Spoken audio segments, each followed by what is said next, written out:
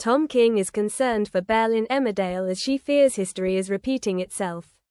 This is exactly the kind of quiet, unsettling episode where emotions simmer just beneath the placid surface.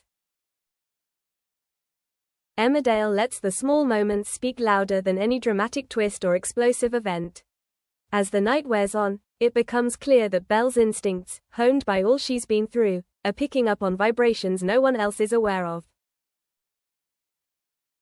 Belle Dingle begins to worry about April Windsor as she notices her becoming increasingly absent-minded and withdrawn. The show has touched on a very raw and honest truth. April's silence is louder than any confession, and Belle, who has experienced control, emotional manipulation and the darkness of the past, immediately recognizes the familiar echoes. April is carrying a burden far greater than a girl her age could ever imagine. Caught up in the drug trade and abuse, she believes she killed Callum in one of those horrific moments. The moment she hit him with a bottle and saw the blood clung to her like a shadow she couldn't escape. And because Rye and Celia used April's fear to manipulate her, April still had no idea Callum was alive. Her torment drove April to sneak a card and a wad of money through Callum's door, as a last-ditch effort to retain some semblance of humanity. Callum only returned later, a chilling reminder that the truth was very close, just hidden from her sight. When Rye found April later, his cold, contemptuous voice was cruel. He told her to bury her guilt to save herself. Just one sentence, but it exposed all the heartlessness and malice she had for April.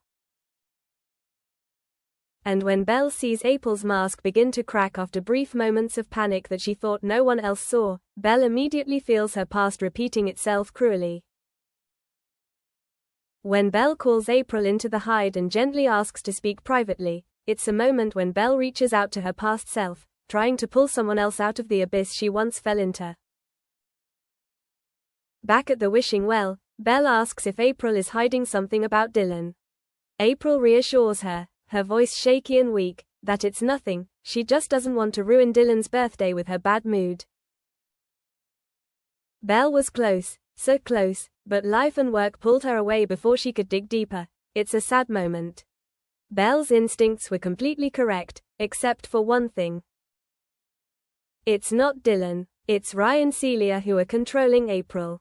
And the worst part is that April doesn't realize how tightly Shush is trapped. While April wallows in guilt, Dylan stumbles upon a horrifying discovery. Beowulf is being forced to work on Celia's farm.